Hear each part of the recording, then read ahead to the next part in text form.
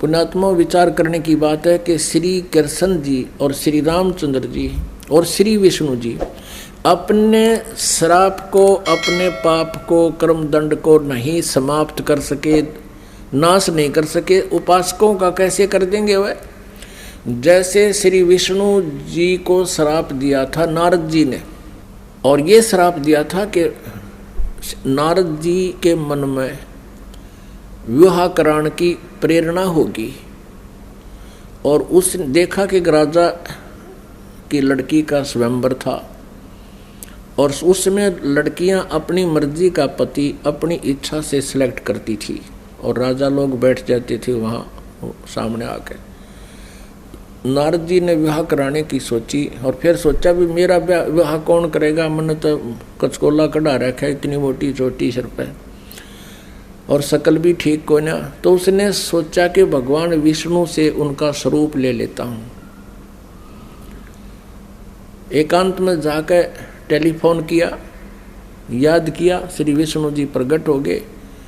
नारद जी ने कहा भगवान मैंने विवाह करवाना है और आप मना मत करियो, आज पहली बार आपसे कोई वस्तु मांग रहा हूँ, मुझे आप हरि रूप चाहिए, मुझे हरि रूप चाहिए,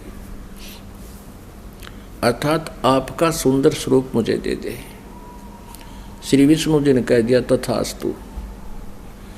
अब उसका बंदर का मुंह लग गया, बंदर का, हरि माने बंदर भी होता है।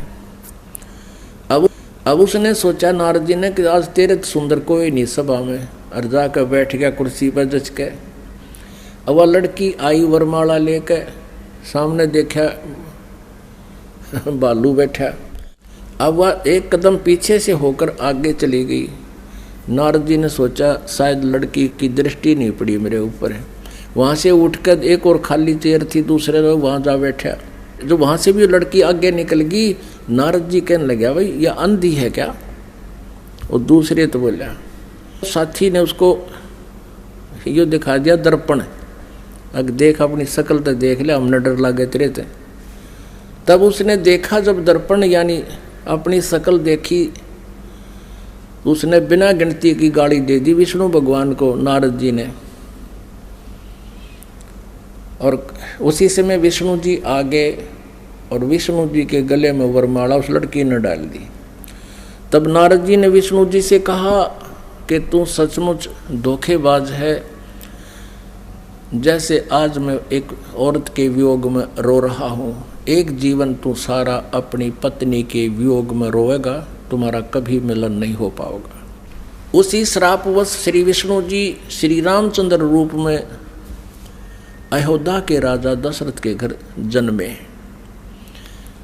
युवा होते ही विवाह हुआ, सीता जी के साथ विवाह होते ही वनवास हुआ। वनवास में तुरंत ही कुछ ही वर्षों के बाद सीता जी का अपहरण हुआ और रावण के साथ युद्ध हुआ। युद्ध के बाद घर ले आए सीता जी को, और एक धोबी के व्यंग से सीता जी को घर से निकाल दिया। आजीवन श्री राम और सीता जी का मिलन नहीं हुआ। पुण्यात्मा,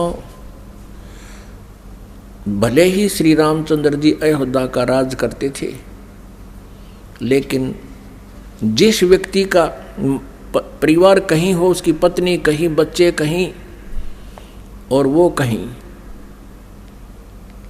वो सपने में भी सुखी नहीं हो सकता।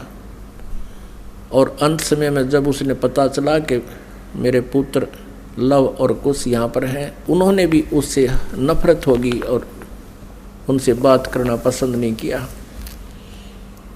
और सीता जी भी पृथ्वी के अंदर समा गई, उसके दर्शन तक नहीं किए।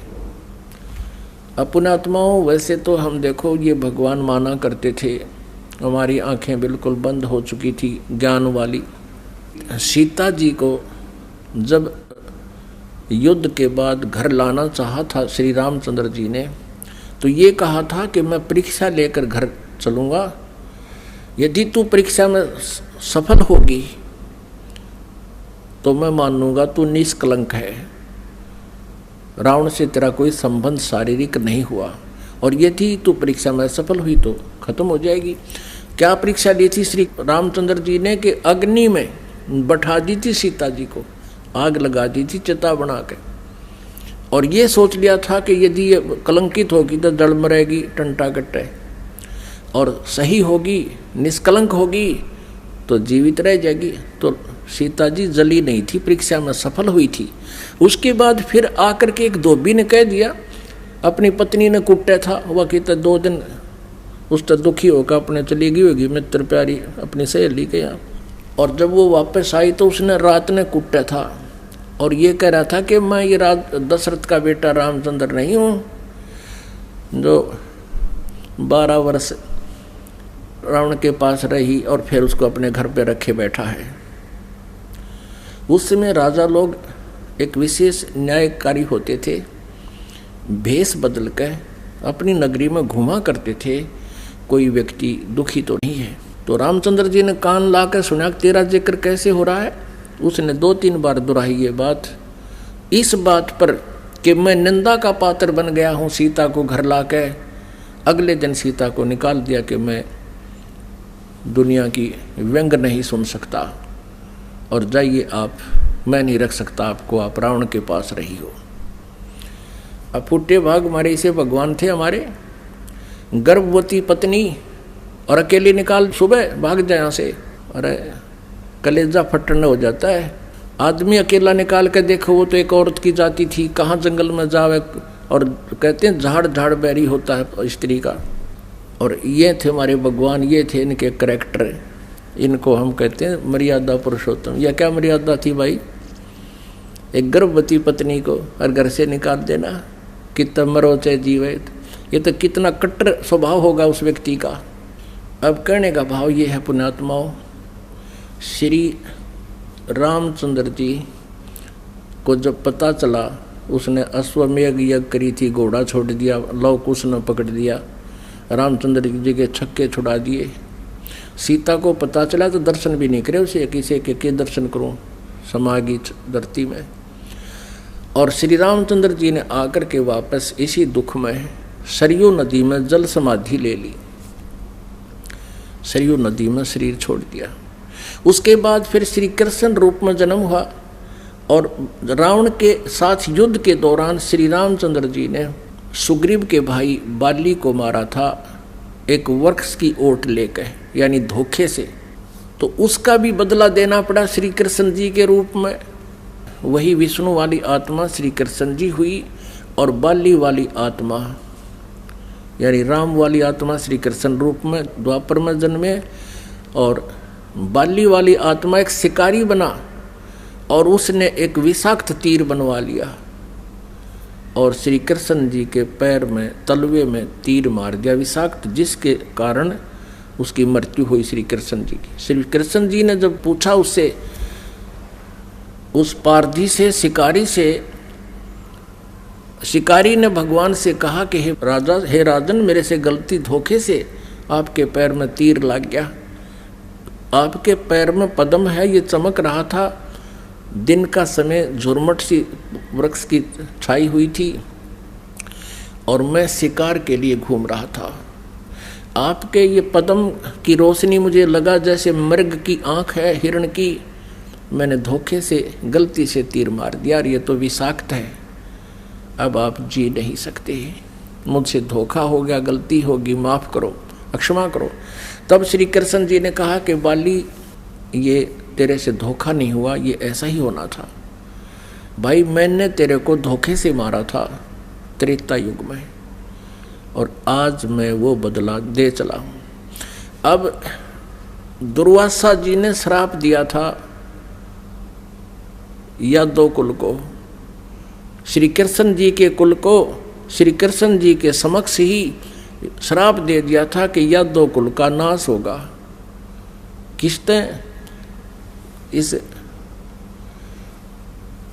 श्री कृष्ण जी का पुत्र प्रद्युम्न एक लड़की का स्वांग बनाकर, पेट पर गर्भवती लड़की का, स्त्री का स्वांग बना करके पेट पर लोहे का कड़ा बांध के ऊपर के गुजरियाँ वाले औरतों वाले कपड़े पहन के और एक नकली पति बनाकर दुर्वासा के पास गए थे उसे मजाक करने के लिए।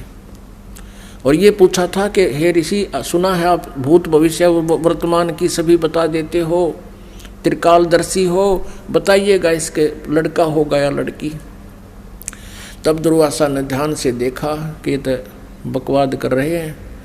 कह दिया था कि इससे तुम्हारा यादव कुल का नाश होगा। और दुर्वासा के श्रापवश 56 करोड़ यादव आपस में लड़कर मर गए और श्री कृष्ण जी भी उसी कढ़ाई के तीर से मरा जो शिकारी ने बना रखा था लोहे से। अपने आत्मा जब श्री कृष्ण जी, श्री रामचंद्र जी और श्री विष्णु जी तीनों रूपों में वो स्वयं हैं, वो अपने भी श्राप को यानी कर्म के दंड को नाश नहीं कर सके तो श्रद्धालु के कैसे कर देंगे। एक भक्त ने प्रश्न किया कि क्या श्री कृष्ण यानी विष्णु जी में कोई शक्ति नहीं है। जैसे श्री कृष्ण जी अर्थात विष्णु जी राजा मोरध्वज के घर गए थे, वहाँ उनके पुत्र ताम्रध्वज को आरे से चिरवा कर और उनको जीवित कर दिया था जब वो मृत्यु को प्राप्त हो गए थे। पुण्यात्माओं, कबीर परमेश्वर जी ने फिर ये इसका उत्तर दे रखा है, क्योंकि श्री आदरणीय धर्मदास साहिब जी ने भगवान से ये प्रश्न किया था कबीर जी से कि हे भगवान, हमने सुना है श्री कृष्ण जी ने मोरध्वज राजा के पुत्र को आरे से चरवा कर वो मृत्यु को प्राप्त हो गया था, उसको जीवित कर दिया था, और आप कहते हो कि ये समर्थ नहीं है, ये कोई परिवर्तन नहीं कर सकते। भगवान ये क्या छोटी बात है। तब तो परमात्मा कबीर परमेश्वर जी ने कहा था कि धर्मदास, जब महाभारत के युद्ध में और अभिमन्यु की मृत्यु हो गई थी, जो सुभद्रा पुत्र थे, और सुभद्रा श्री कृष्ण जी की सगी बहन थी, श्री कृष्ण जी अभिमन्यु को जीवित नहीं कर सके, वहीं पर वे विद्यमान थे। अब धर्मदास साहब ने पूछा कि हे भगवान, कारण क्या था। तब परमेश्वर कबीर जी ने कहा कि ये भगवान आपकी आयु और श्वास को घटा बढ़ा नहीं सकते।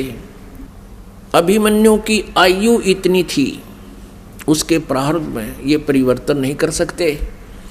सुभद्रा रोए थी, भगवान श्री कृष्ण रोए थे अपनी बहन के दुख में, पांचों पांडव रोए थे और उनका कुल नाश हुआ था।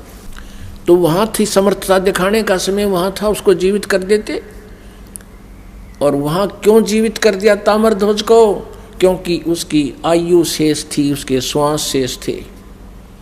इतनी क्षमता इनमें है कि इन टूटे फूटे शरीर को ये ठीक कर सकते हैं, लेकिन श्वास नहीं बढ़ा सकते, कर्म दंड को ये समाप्त नहीं कर सकते।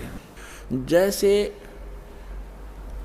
परिभाषा प्रभु की आपको बहुत बार बताई है, तहसीलदार भी साहब है, एसडीएम भी साहब है, डिप्टी कमिश्नर भी साहब है, जिसको कलेक्टर कहते हैं, डिप्टी कलेक्टर, और कमिश्नर भी साहब है, मंत्री भी साहब है, अपने सतर का साहब है, अपने उसका कुछ सीमा है उसके शक्ति की, और मंत्री भी साहब है, मुख्यमंत्री भी साहब है, प्रधानमंत्री भी साहब है। लेकिन ये सभी साहब हैं, लेकिन कोई कहे कि डीसी समर्थ है, सर्वशक्तिमान है, सारे देश का कंट्रोलर है, तो वो गलत कह रहा है। अब जितना वो साहब है, जैसे कोई एक मंत्री को और प्रधानमंत्री बताता है राज्य के मंत्री को, तो वो उस प्रोसीजर से वो परिचित नहीं है। इसलिए एक मंत्री भी अपने सत्र का लाभ दे देता है, लेकिन जो प्रधानमंत्री लाभ देगा वो ना मुख्यमंत्री दे सकता। तो इसी प्रकार समर्थ जो प्रधानमंत्री है, परमात्मा ने पूछा कि जैसे आपके भगवान ने, श्री कृष्ण अर्थात विष्णु जी ने, मोरध्वज के पुत्र ताम्रध्वज को तो जीवित कर दिया, 2 फाड़ करवा के, 2 बीचों बीच कटवा के, और अपने सगे भांजा अभिमन्यु को जीवित नहीं कर सका, जिसकी कति जरूरत थी, और वहाँ तबे मतलब पंगा लिया जाके उसने क्यों नहीं कर सका। पांडवों का कुल नाश हुआ था, श्री कृष्ण रोए था, उसकी बहन रोए थी, 5 पांडव रोए थे, उसको क्यों नहीं जीवित कराया जब 18 वर्ष की आयु में मर गया था। यहाँ धर्मदास चुप हो गया। तब कहा भगवान, हम तो तुच्छ बुद्धि जीव हैं, हमारी बुद्धि का सतर तो इतना ही है बस, अब आप बताओ भगवान क्यों नहीं कर सका। तब परमात्मा ने बताया कि जब तक संस्कार जिसके हैं, अब उस ताम्रध्वज की आयु शेष थी और इस शरीर को एक आम सिद्ध पुरुष भी तोड़ कर काट कर फिर दोबारा जीवित कर सकता है। श्री कृष्ण तो उनसे कुछ 21 ही हैं, लेकिन आयु नहीं बढ़ा सकते ये भगवान। इसलिए अभिमन्यु की आयु 18 ही वर्ष की थी। उसी दिन मृत्यु होना तो उसके आगे शेष उसकी उम्र मनुष्य की नहीं थी। इस कारण से श्री कृष्ण उसको जीवित नहीं कर सके। तब धर्मदास को संतुष्टि हुई।